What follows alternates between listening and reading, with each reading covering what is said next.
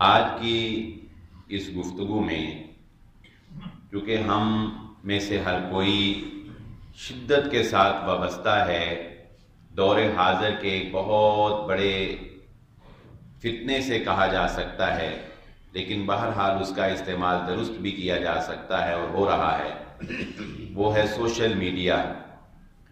تو آج کی میں گفتگو میں آپ احباب کے سامنے چند وہ باتیں رکھوں گا کہ سوشل میڈیا کس طرح سے ہماری زندگیوں کو نقصان پہنچا رہا ہے، تاکہ ہم اپنے آپ کو اس کے نقصانات سے بچا کر اس کے فوائد کو حاصل کر سکیں۔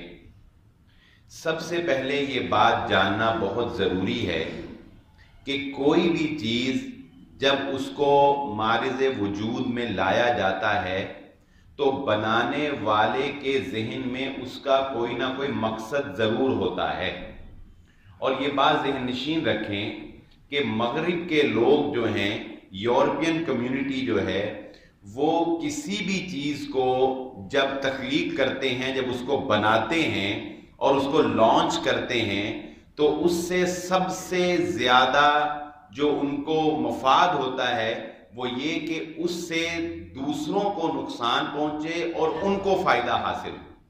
کسی بھی چیز کو وہ فضول نہیں بناتے، ایسے ہی نہیں بنا دیتے کہ اتفاقاً بن گئی اور اسے لانچ کر دیا، نہیں۔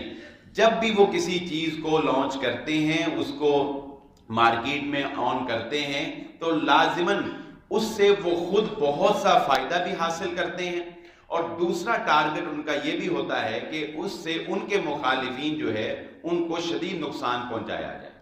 ایک محاورہ ہم بولتے ہیں زبان زد عام کہ ضرورت ایجاد کی ماں ہے۔ انسان کو جب کسی چیز کی ضرورت پیش آتی ہے تو وہ اس کے متعلق سوچنا شروع کرتا ہے، اور پھر سوچتے سوچتے وہ کوئی چیز ایسی ایجاد کر لیتا ہے جو اس کی اس ضرورت کو پورا کر دیتی ہے۔ مثال کے طور پہ ایک مثال دینے لگا ہوں۔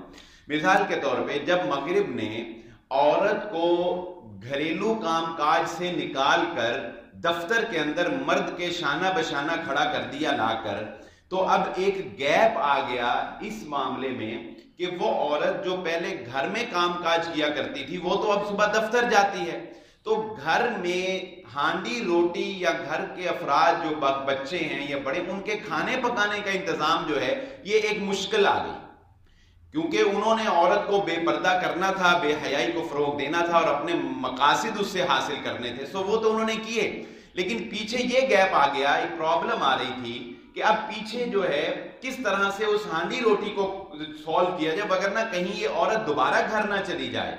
تو اس کے متعلق جب انسانوں نے سوچا تو پھر اس نے ایک فاسٹ فوڈ دریافت کر لیا۔ ایک فاسٹ فوڈ یعنی بہت جلد تیار ہو جانے والا کھانا، جسے فاسٹ فوڈ کہا جاتا ہے۔ برگر چلتے چلتے کھا لیا، ادھر سے لیا چلتے چلتے کھا لیا، کہیں پر بھی بیٹھ کے کھا لیا، کہیں کافی شاپ پہ بیٹھ کر کھا لیا۔ تو یہ برگر جب ایجاد ہوا تو اس کے پیچھے یہ ضرورت تھی کہ گھر کا کام کاج کرنے والا کوئی نہیں تھا، اس لیے ایک سستا فوڈ جو ہے اور فوری تیار ہو جانے والا فوڈ وہ مارکیٹ میں لانچ کیا گیا۔ اسی طرح یہ بات پہ اگر ہم سوچیں تو ہمیں اندازہ ہوگا کہ یہ کتنا بڑا گیپ ہے جو ہمارے اندر رمکے آہستہ آہستہ یہ پیدا ہوگا، ایک دم نہیں، اور بہت سی جگہوں پر پیدا ہو چکا کہ اس سوشل میڈیا یعنی فیس بک یا واٹس ایپ یا انسٹاگرام، یہ جو ایک دوسرے کے ساتھ روابط کلوز کرنے والے سافٹ ویئرز ہیں، یہ کیوں ان کو بنایا گیا یا کیا ان کی ضرورت پیش آئی؟ تو دیکھیے اللہ رب العزت نے قرآن مجید میں واضح طور پر یہ بات ارشاد فرما دی، وَجَعَلْنَاكُمْ شُعُوبًا وَقَبَائِلَ لِتَعَارَفُوا۔ یہ نظام جو میں بٹ فیملی سے ہوں، کوئی گجر فیملی سے ہے، کوئی مغل فیملی سے ہے، کوئی ارائی فیملی سے، اسی طرح رسول اللہ صلی اللہ علیہ وسلم قریش خاندان سے تھے، کوئی بنو ہاشم کی شاخ سے ہے، کوئی اوس قبیلے سے ہے، کوئی خزرج قبیلے سے ہے، کوئی کسی قبیلے سے، کوئی کسی قبیلے سے۔ یہ جو خاندانی نظام ہے یہ غلط نہیں ہے، یہ خاندانی نظام اللہ فرما رہے ہیں وَجَعَلْنَاكُمْ شُعُوبًا وَقَبَائِلَ، ہم نے تمہارے درمیان یہ خاندانی شاخیں رکھی ہیں، ہم نے تمہارے درمیان یہ قبائل سسٹم رکھا ہے، لِتَعَارَفُوا، تاکہ تم ایک دوسرے کے ساتھ متعارف رہو، تاکہ تمہیں ایک دوسرے کی پہچان رہے، تاکہ تمہیں خاندانوں کا وقار، خاندانوں کی حیا جو ہے وہ باقی رہے۔ دیکھیے رسول اللہ صلی اللہ علیہ وآلہ وسلم نے خود اپنے خاندان کی تعریف کرتے ہوئے یہ بات ارشاد فرمائی نا کہ اللہ رب العزت نے عرب کے سب سے بہترین خاندان قریش اور اس کی بہترین شاخ بنو ہاشم سے اپنے آخری نبی محمد رسول اللہ صلی اللہ علیہ وسلم کو پیدا فرمایا۔ اللہ کے نبی صلی اللہ علیہ وسلم نے خلافت قریش خاندان کا حق قرار دی۔ اس کا مطلب کیا ہے کہ خاندانوں کا جو نظام ہے، خاندانوں کا جو جاہ و جلال ہے، اس کو دین اسلام نے قائم رکھا ہے، اس کو ختم نہیں کیا۔ ہاں، خاندانی تعصب کی اسلام نے نفی کی ہے۔ خاندانی تعصب یہ ہے کہ اپنے خاندان کے فرد کا ساتھ ناحق اس وجہ سے دیا جائے کہ وہ ہمارے خاندان کا ہے۔ یعنی آپ کے جٹ فیملی سے کسی نے چوری بھی کی ہو تو آپ چور کا ساتھ صرف اس لیے دیں کہ چونکہ وہ جٹ ہے اس لیے میں نے اس کا ساتھ دینا ہے، یہ اسلام اس کی نفی کرتا ہے۔ اسلام کہتا ہے عدل کرو، انصاف کرو، خواہ تمہارے قریبی رشتہ داروں کے خلاف ہی کیوں نہ ہو، لیکن اسلام اس خاندانی نظام کو قائم رکھتا ہے۔ کیونکہ یہ خاندانی نظام باہمی روابط کا باعث بنتا ہے، پیار محبت کا باعث بنتا ہے، اور مختلف شعبہ ہائے زندگی سے تعلق رکھنے والے لوگ جب ایک کمیونٹی میں جڑ جاتے ہیں تو وہ ایک طرح نہیں سوچتے، وہ مختلف طرح سے سوچتے ہیں اور ان میں اصلاح کرنے کا پہلو زیادہ نمایاں ہوتا ہے۔ میں اس کی انشاءاللہ مزید وضاحت بھی کر دوں گا، لیکن قرآن اس کے بعد یہ بھی کہتا ہے ان اکرمکم عند اللہ اتقاکم۔ یہ بات ذہن نشین رکھنا، تمہارا خاندان تمہیں اللہ کے قریب نہیں کر دے گا۔ کسی بڑے خاندان سے ہونے کی وجہ سے تم اللہ کے مقرب نہیں بن سکتے۔ اگر تمہیں اللہ کا مقرب بننا ہے، اگر تمہیں اللہ کا محبوب بننا ہے تو تمہیں تقوی اختیار کرنا پڑے گا۔ یہ تو تھا مختصر تعارف خاندانی نظام کا، جس میں آج ہم موجود ہیں ہمارے پاکستان میں اور ہمارے برصغیر میں اور عرب میں الحمدللہ یہ خاندانی نظام موجود، اور اسی خاندانی نظام کی وجہ سے ہمارے گھروں کے اندر جو فیملی سسٹم ہے، فیملی جوائنٹ فیملی سسٹم نہیں کہہ رہا، صرف فیملی سسٹم، اکٹھے رہنا ماں باپ کا، اولاد کا، بچوں کا، بہو کا، یہ پوتے پوتیوں کا، یہ اس خاندانی نظام کی وجہ سے قائم۔ اب ہم جاتے ہیں اپنی اصل ٹاپک کی طرف۔ یورپین معاشرے میں کیا ہوا؟ کیونکہ انہوں نے سب سے پہلے جب سیکولرزم کو فروغ دیا، لبرلزم کو فروغ دیا، تو انہوں نے خاندانی نظام کو ختم کر دیا۔ انہوں نے خاندانی نظام کو ختم کر دیا، یعنی جب انہوں نے خاندانی نظام کو ختم کیا تو اس کا نقصان کیا ہوا کہ لوگ تنہا ہونے شروع ہو گئے۔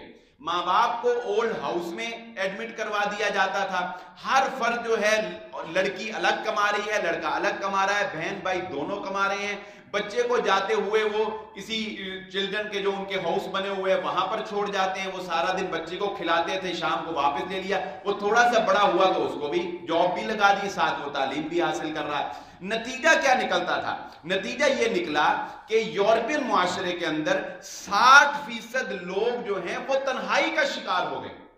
اس تنہائی کی وجہ سے لوگوں نے خودکشیاں کرنا شروع کر دی۔ دیکھیں، تنہائی بہت بڑی بیماری ہے۔ ایک عمر آتی ہے ایسی انسان کی بڑھاپے کے اندر جا کے جب اس کو کسی ساتھی کی ضرورت ہوتی۔ لوگ بڑھاپے میں شادیاں کیوں کرتے ہیں؟ کوئی صرف ایک ہی سیکس کا پورا کرنا کوئی ضرورت نہیں ہوتی۔ اس عمر میں انسان کو ایک ساتھی کی ضرورت ہوتی ہے جس سے وہ باتیں کرے، جس سے اپنا غم سنائے، جس کی سنے، جس کو سنائے، غم گساری کرے۔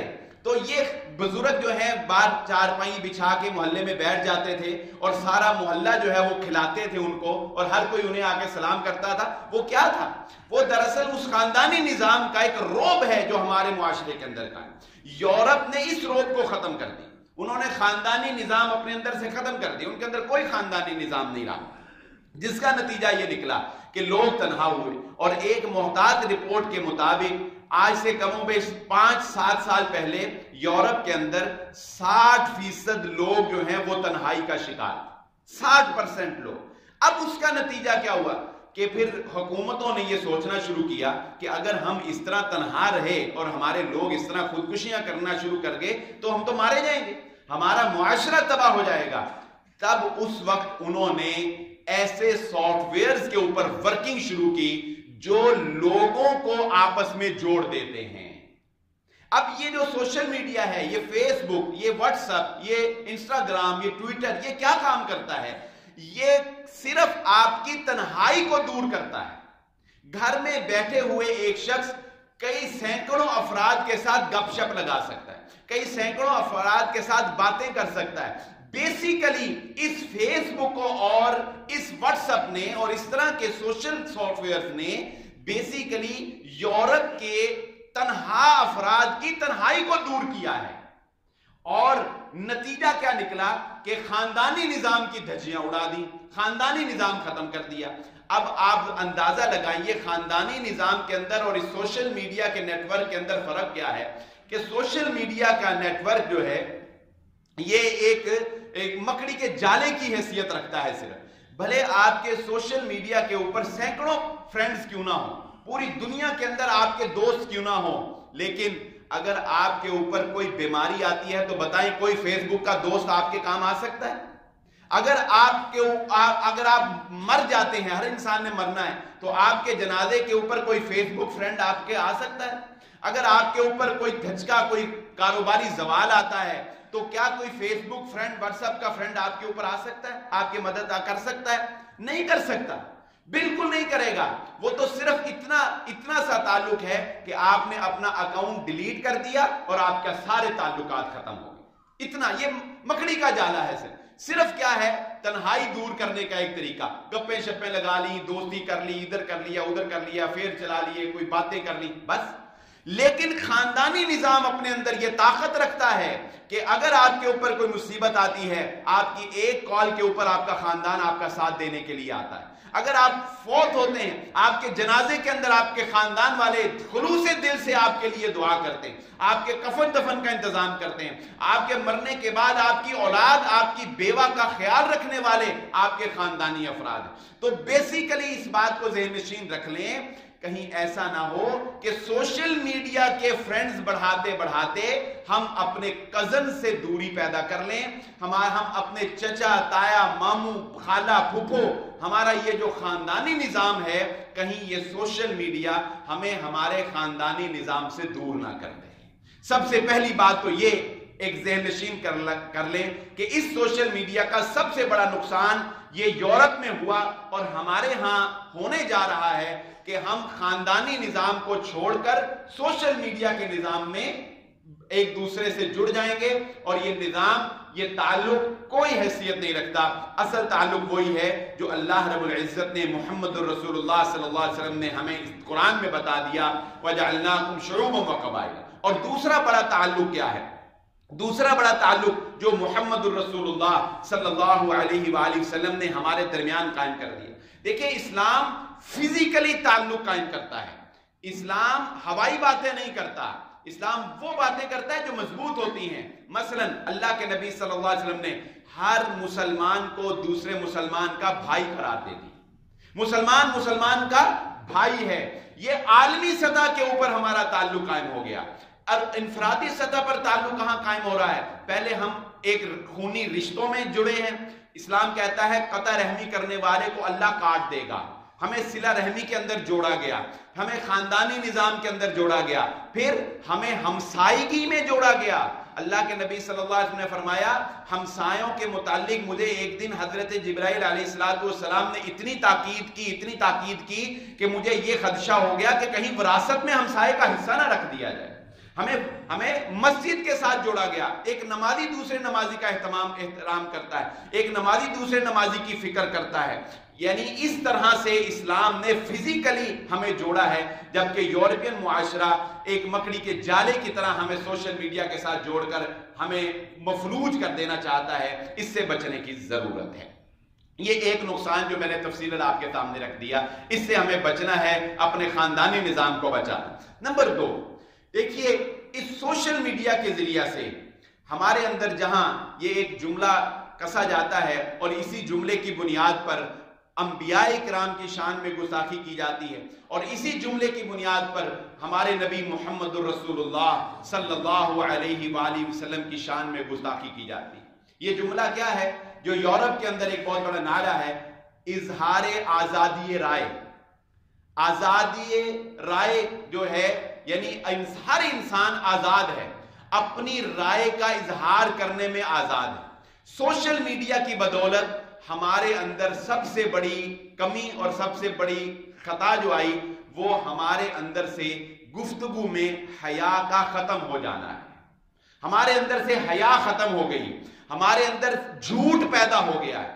یہ حیا کیسے ختم ہوئی اور یہ جھوٹ کا عنصر ہمارے اندر کیسے آ گیا؟ دیکھیے، جب آپ کسی بندے سے مخاطب ہوتے ہیں ڈائریکٹلی اور اس کا تعارف بھی آپ کو ہوتا ہے تو آپ اس کے مقام و مرتبے کو ملحوظ خاطر رکھتے ہوئے گفتگو کرتے ہیں۔ اگر آپ ایک عالم دین سے مخاطب ہیں تو اس کے مقام کو ملحوظ خاطر رکھیں۔ اگر آپ ایک 60 سالہ بزرگ سے گفتگو کر رہے ہیں تو آپ اس کے مقام کو، اس کی بزرگی کو، اگرچہ آپ کو اس سے اختلاف بھی ہوگا مگر آپ اس کی بزرگی کا حیا ضرور کریں گے، اور یہی ہمارا دین ہمیں سکھاتا ہے۔ ہمارے نبی محمد الرسول اللہ صلی اللہ علیہ وآلہ وسلم فرمایا، انزل الناس منازلہم، لوگوں کو ان کے مقام و مرتبے کے مطابق ڈیل کرو۔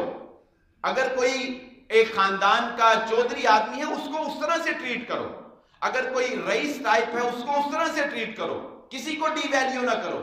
تو جب ہم کسی سے ہم کلام ہوتے ہیں اس کی شان، اس کے مقام و مرتبے کو جانتے ہوئے تو ہمارے اندر حیا رہتی ہے۔ سوشل میڈیا کیا کرتا ہے کہ ایک ڈاکٹر لیول کا آدمی اگر کوئی پوسٹ کرتا ہے تو ایک عام انسان جس کی کوئی حیثیت نہیں ہے، نہ علمی قابلیت ہے، لوفر انسان، وہ ممکن ہے کہ اس ڈاکٹر کو گالیاں نکال دے، کوئی اس کو روکنے والا نہیں۔ ایسا ہوتا ہے کہ نہیں ہوتا؟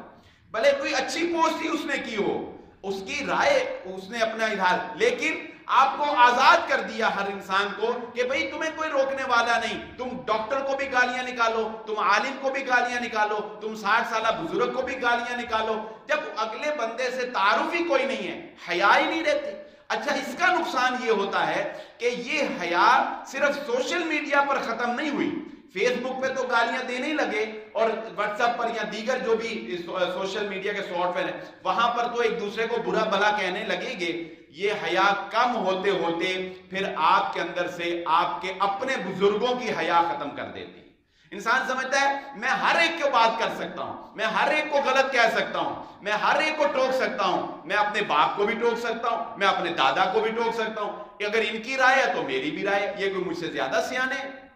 تو آپ نوٹ کر کے دیکھ لیں کہ ہماری اگلی نسل جو ہے، جو اس کے اندر بدتمیزی کا جو عنصر تیزی سے بڑھ رہا ہے، بزرگوں کا ادب اور احترام جو ختم ہوتا چلا جا رہا ہے، اس کی بیسیکلی وجہ جو ہے وہ سوشل میڈیا کے اوپر بے جا گفتگو کرنا اور اظہار رائے جو ہے وہ اس کا بے دریغ استعمال کرنا اور ناجائز استعمال کرنا ہے۔ تیسری بات، سوشل میڈیا یہ وہ عنصر ہے جس میں بہت سے نوجوان ایک جھوٹ کا سہارا لیتے ہیں اور ایک دھوکے کا سہارا لیتے ہیں، جس کو اللہ کے نبی صلی اللہ علیہ وآلہ وسلم نے ارشاد فرمایا، من غش فلیس منا، جس نے کسی کو دھوکہ دیا وہ ہم میں سے نہیں ہے۔ اور جھوٹ یہ کتنی بڑی بیماری ہے کہ رسول اللہ صلی اللہ علیہ وسلم نے فرمایا انسان ایک جھوٹ بولتا ہے، 2 جھوٹ بولتا ہے، حتیٰ کہ جھوٹ بولتے بولتے اس کا نام جھوٹوں کے اندر لکھ دیا جاتا ہے، اور جھوٹ انسان کو جہنم تک پہنچا دیتا ہے۔ اور مومن آدمی جو ہے وہ جھوٹ نہیں بول سکتا ہے، رسول اللہ صلی اللہ علیہ وآلہ وسلم نے فرمایا۔ اب ہمارے ہاں ایک ٹرینڈ یہ بھی ہے کہ نوجوان چونکہ جب وہ اپنے نام، اپنی شناخت سے اپنا آئی ڈی بنائیں گے فیس بک کے اوپر یا واٹس ایپ کے اوپر، تو ظاہر ہے کوئی ان کا والد بھی دیکھے گا، کوئی بھائی بھی دیکھے گا، کوئی ان کا بڑا چاچا، ماما، تایا کوئی دیکھے گا نا، تو اپنی شناخت جو ہے وہ پھر بھی ابھی یہ تھوڑی سی حیا باقی۔ اس کا الٹرنیٹ کیا ہوا کہ نوجوانوں نے فیک اکاؤنٹس بنانا شروع کی۔ فیک اکاؤنٹس، آپ جانتے ہیں، جھوٹے اکاؤنٹ۔ ایک لڑکا لڑکی کے نام سے اکاؤنٹ بناتا ہے، یہ جھوٹ بول رہا ہے، دغا دے رہا ہے، دھوکہ کر رہا ہے، اور اس اکاؤنٹ سے کیا نتیجہ نکلتا ہے؟ اس کی حیا بالکل ہی مر جاتی ہے۔ میں اگر بلال احمد کے نام پہ فیس بک پہ کوئی چیز پوسٹ کر لوں گا نا تو مجھے 100 مرتبہ سوچنا پڑے گا کہ یار اس میں دارالاسلام مسجد کے نمازی بھی ہوں گے، میرے اس میں ماموں بھی ہوں گے، میرے فلاں بھی ہوں گے. سوچوں گا نا کہ وہ سارے یہ پوسٹ دیکھیں گے، سارے میرے فرینڈ لسٹ میں 5000 بندہ ہوگا. اچھا اگر میں ایک فیک اکاؤنٹ کاشف کے نام سے اکاؤنٹ بنا لوں تو مجھے بتائیں کس چیز کی پرواہ؟ کس کو پتا ہے کہ کاشف کون ہے؟ میں اس پہ گالیاں دوں، میں اگر نون لیگ کا ہوں تو میں پی ٹی آئی کو بہت گالیاں دوں، اگر میں عید میلاد النبی نہیں منانے والا تو میں گستاخ کے فتوے لگاؤں گا، اور اگر منانے والا ہوں تو میں اس کو جو ہے وہ پروموٹ کروں گا. حیا ہی ختم ہو جائے گی میرے اندر. تو یہ فیک اکاؤنٹس جو ہیں، ایک تو دھوکہ، فراڈ، پھر لڑکوں نے لڑکیوں کے نام پر بنا کر لڑکوں کے ساتھ جھانسے کیے، ان سے پیسے لوٹے. آج آپ دیکھ سکتے ہیں تھانے کے اندر رپورٹیں آپ جا کر چیک کر سکتے ہیں، لوگوں نے فیس بک سے ہیکنگ کر کے پیسے ہتھیائے لڑکیوں کے فیک اکاؤنٹ نام سے بنا کر. اور اس میں جو فحش گفتگو ہوتی ہے اس کا تو پھر خمیازہ اور اس کا گناہ تو آپ ایک طرف ہی رکھ دیں. یہ تیسرا بڑا نقصان اس امت مسلمہ کے نوجوانوں کو یہ اس سوشل میڈیا نے یہ دیا کہ ہمارے اندر دھوکے کی عادت پڑ گئی، ہمیں فراڈ کی عادت پڑ گئی، ہماری حیا کو مار کے رکھ دیا، ہمیں جھوٹ کی عادت پڑ گئی، ہمیں جاسوسیوں کی عادت پڑ گئی، ہمیں دوسروں کے نظام، خاندانی نظام کے اندر، ان کے گھروں کے اندر تان جھانک کی عادت پڑ گئی. یہ ہیکنگ کا سسٹم جو ہے، ایک عام آدمی چلو کسی انتظامی امور کے لیے یا حکومت یا جاسوس ادارے یا جنگی حکمت عملی پہ تو کوئی ہیکنگ کرے، لیکن آپ حیران ہوں گے کالج کے لڑکے جو ہیں وہ ہیک کر رہے ہیں، کسی کا فیس بک اکاؤنٹ ہیک کر لیا، کسی کی ای میل ہیک کر لی. یہ کیا ہے؟ یہ آپ کو اندازہ نہیں ہے کہ ہم اس سوشل میڈیا کے ذریعے سے کس برے طریقے سے، کس برے انداز میں ہم نے اپنی نوجوان نسل کو تباہ و برباد کر دیا ہے. آئیے چوتھا نقصان اس کی طرف توجہ. اگر ہم دینی اعتبار سے اس کا تجزیہ کریں کہ سوشل میڈیا نے ہمیں کیا جو ہے وہ نقصان پہنچایا ہے، تو آپ دیکھیں سوشل میڈیا دینی اعتبار سے عالمی سطح کے اوپر ہماری بدنامی کا باعث بنتا ہے. عالمی سطح کے سوشل میڈیا کو ہم لوگ بدنام کرنے کے لیے استعمال کرتے ہیں، اور ہمیں یہ اندازہ نہیں ہوتا کہ دراصل ہم اسلام کو بدنام کر رہے ہوتے ہیں. مثال سے بات واضح کر دیتا ہوں. ابھی یہ گزشتہ 12 ربیع الاول عید میلاد النبی جو ہے جو متعارف کروایا گیا، اور اب اس کو جشن عید میلاد النبی کہہ دیا گیا. اب جیسا کہ میں نے پیچھے بھی ذکر کیا کہ ہر عالم دین اور سنجیدہ بندہ یہ کہہ رہا ہے کہ اس موقع کے اوپر جو خرافات ہو رہی ہیں بھائی اسلام کا ان سے کوئی تعلق نہیں ہے، کہہ رہا ہے نا ان کے مکاتب فکر کے علماء. لیکن اسی میلاد النبی کے اوپر ہمیں آپ کو ایسی ویڈیو کلپس ملیں گے کہ جن میں عورتیں ڈانس کر رہی ہیں، برقع پہن کے عورت ڈانس کر رہی، پیچھے ناچ چل رہی. اب بتائیں یہ ڈانس یہ پاکستان کے ایک کونے میں ایک سٹیج پہ ہوا ہوگا، لیکن اس ڈانس کو خود مسلمانوں نے فیس بک پہ ڈال کر پوری دنیا کو بتایا کہ لو ہمارے یہ کرتوت ہیں. بتایا کہ نہیں؟ انہوں نے یہ تو نہیں کہنا نا کہ یہ ایک چند جاہل لوگ ہیں یا چند جاہل طبقہ ہے، یہ کسی کالونی میں ایک نکر میں انہوں نے یہ کام کیا، یہ تو نہیں کہنا. انہوں نے یہی کہنا کہ لو یہ دیکھو مسلمانوں کا حال دیکھیں. یہ مسلمان اپنے نبی کی پیدائش کے موقع کے اوپر، یہ دین کے نام کے اوپر، یہ میں نے صرف ایک مثال آپ کو دی ہے کہ اس سوشل میڈیا کے بدولت ہم لوگ خود اپنے آپ کو اور خود اپنے دین کو بدنام کریں. اسی طرح مسٹیکس ہر انسان سے ہو جاتی ہیں. آپ دیکھیں اگر کسی سے ہلکی سی بھی مسٹیک ہو جائے نا تو وہ سب سے پہلے کیا کام کرتا ہے؟ وہ موبائل نکال کے ایک مووی بناتا ہے اور وہ سب سے پہلا کام یہ کرتا ہے کہ چلو اس کو بدنام کرو، پہلے میں اس کو سب سے پہلے میں اس کو بدنام کرنے کا کام. بعد میں چاہے وہ مجھے مثال یاد آ گئی ہے تو میڈیا سے متعلق، مولانا طاہر اشرفی، آپ ان کے نام سے کون بندہ متعارف نہیں؟ جو بھی میڈیا کو جانتا ہے وہ ان کو جانتا ہے، میڈیا کے بندے. مولانا طاہر اشرفی صاحب کے بارے میں آپ نے خبر سنی ہوگی، انہوں نے بیچاروں نے اب تو علاج کروا لیا، موٹے تھے اب تو سمارٹ ہو گئے. تو اس وقت انہوں نے ایک اسلام آباد میں ایک ریسٹورنٹ میں کھانا کھایا، کھانا کھا کے ان کو فوڈ پوائزننگ ہو گئی. یہ بڑی مشہور خبر ہوئی تھی، فوڈ پوائزننگ ہو گئی. تو رستے میں جاتے ہوئے طبیعت خراب ہو گئی، گاڑی میں وہیں پر جو ہے وہ بے ہوش ہو گئے شاید، اور وہاں سے ان کو ہاسپٹل لے کر چلے گئے. اب کیا ہے بھئی، ایک دین سے وابستہ تعارف ہے نا اس شخص کا. اب اس شخص سے یہ امید کی جا سکتی ہے کہ وہ شراب پیتا ہوگا؟ چاہے کوئی اس کے اپنے نظریات، اس سے یہ امید کی جا سکتی. لیکن آپ کے میڈیا کے اوپر یہ خبر چلا دی گئی کہ مولانا طاہر اشرفی نے شراب زیادہ پی لی جس کی وجہ سے بے ہوش ہو گئے اور ہسپتال چلے گئے. خبر چلا دی نا، خبر چلا دی ایک دفعہ. بعد میں تحقیق کرنے پر پھر مبشر لقمان نے پروگرام میں بتایا کہ نہیں وہ غلط خبر چل گئی تھی، وہ ان کو فوڈ پوائزننگ ہوئی تھی. اب آپ اندازہ لگائیں، ایک دفعہ تو ہم نے ایک دین سے وابستہ عالم دین کو بدنام کر دیا. اب اس کی تردید کسی نے سنی یا نہیں سنی، لیکن ایک دفعہ ہم نے اس کی عزت کی دھجیاں اڑا دی کہ اس نے شراب پی تھی اور وہ اس میں جو ہے وہ اس طرح ہو گیا. یہ کیا؟ یہ ہے سوشل میڈیا کے وہ نقصانات جن کا ہم شکار. پھر آئیے آگے، اس سے آگے اور ایک دینی طبقہ جو ہے وہ نقصان کر رہا ہے. وہ کیا؟ لوگوں کو بدعات. دیکھیں ایک طبقہ اس امت کے اندر وہ بھی ہے جو اپنے مفادات کی خاطر، اپنی ضروریات کی خاطر اور اپنی پیٹ کی خاطر وہ لوگوں، ان کو صحیح دین پسند نہیں ہے، وہ بدعات کو پسند کرتے ہیں، وہ خرافات کو پسند کرتے ہیں، وہ ناچ گانے کو پسند کرتے ہیں. اس کا نتیجہ کیا نکلا کہ وہ طبقہ جو اس امت کا گمراہ طبقہ ہے اور بدعات کو پسند کرنے والا طبقہ ہے، وہ کیا کرتا ہے؟ وہ کہتا ہے ایک حدیث گھڑتا ہے، محمد رسول اللہ صلی اللہ علیہ وآلہ وسلم نے فرمایا، اور نیچے کوئی حدیث گھڑی اور اس کو فیس بک کے اوپر اپلوڈ کر دیا. وہ ایک من گھڑت روایت، وہ ایک من گھڑت بات جسے نبی صلی اللہ علیہ وسلم کی طرف منسوب کر دیا. کتنے مسلمانوں نے اسے اختیار کیا اور یہ کتنا بڑا جرم ہوا کہ اللہ کے نبی صلی اللہ علیہ وسلم نے فرمایا من کذب علی متعمدا فلیتبوأ مقعدہ من النار. کتنے مسلمانوں نے انجانے میں اسے شیئر کیا. ہر کوئی تحقیق نہیں کرتا. بہت سے لوگ، جیسا کہ ایک پوسٹ بڑی مشہور ہوئی، اور پھر ستم ظریفی یہ ہے کہ آپ دیکھیں پھر مزید دھوکہ دینے کے لیے اب صحیح بخاری اور صحیح مسلم کی ساری حدیثیں مجھے تو یاد نہیں، یہ تو کسی استاد کو بھی یاد نہیں ہوں گی سوائے اس کے کہ جو ریگولر صحیح مسلم یا صحیح بخاری پڑھاتا ہے، سوائے اس کے کسی کو یاد نہیں ہوں گی. لیکن نیچے جب حدیث کے یہ لکھ دیا کہ یہ صحیح بخاری، صحیح مسلم، ایک پوسٹ بڑی مشہور ہوئی پچھلے دنوں کہ اللہ کے نبی، حالانکہ یہ من گھڑت ہے اور صحیح مسلم میں وجود نہیں ہے، کہ اللہ کے نبی صلی اللہ علیہ وسلم نے فرمایا کہ معاف کر دینے سے یا عاجزی اختیار کرنے سے جس کی عزت میں کمی آتی ہو وہ قیامت والے دن مجھ سے لے لے. اب کتنی اچھی بات ہے، بات کتنی اچھی ہے.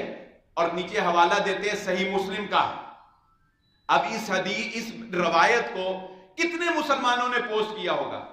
بات اچھی یا بری کی نہیں ہے، جو بات میرے نبی نے نہیں کہی ہے اگر وہ بات میرے نبی کی طرف کوئی منسوب کرتا ہے وہ جہنم کا ایندھن ہے. میرے نبی کے فرمان کے مطابق اس نے اپنے آپ کو جہنم کا ایندھن بنا لیا ہے، باقی اللہ کا اس کا معاملہ ہے. تو یہ دینی طبقے کے اندر میں آپ کو بتانا چاہوں گا کہ اس احساس کو بیدار کرنے کی ضرورت ہے کہ ہر روایت جس کے نیچے صحیح مسلم لکھا ہو، صحیح بخاری لکھا ہو، یا ہر روایت جسے محمد رسول اللہ صلی اللہ علیہ وسلم کا فرمان کہا گیا ہو، وہ اللہ کے نبی صلی اللہ علیہ وآلہ وسلم کا فرمان نہیں ہوتا. یہ موضوعات کی کثرت جو ہے، موضوع روایات اور من گھڑت روایات کی کثرت اور بدعات کو فروغ دینے والے لوگ جو ہے وہ اس کا سہارا لے کر ہمارے دین کے اندر ہمیں مفلوج کرنا چاہتے ہیں اور ہمیں ہمارے دین کے اندر تباہ کرنا چاہتے ہیں، ہمیں ہمارے دین کے اندر برباد کر دینا چاہتے ہیں. اور یہ وہ باتیں تھیں جن کی طرف میں سمجھتا ہوں کہ عام طور پہ ہماری توجہ نہیں جاتی. اور وقت کا ضیاع یہ تو خیر معمولی سی بات، یہ تو ہر بندہ ہی جانتا ہے کہ سوشل میڈیا کے اوپر وقت کا ضیاع جو ہے وہ کس قدر کثرت سے کیا جاتا ہے. لیکن یہ بات بھی ذہن نشین رکھ لیں، یہ اور اس طرح کے تمام تر نقصانات کے باوجود، یہ جو میں نے کچھ بیان کر دیے، جو کچھ نہیں کر سکا، کچھ آپ کے علم میں ہوں گے، یہ اور اس طرح کے تمام تر نقصانات کے باوجود ہم یہ نہیں کہتے کہ آپ اس کو کوڑے میں پھینک دیں، جو کہ اب ممکن بھی نہیں رہا.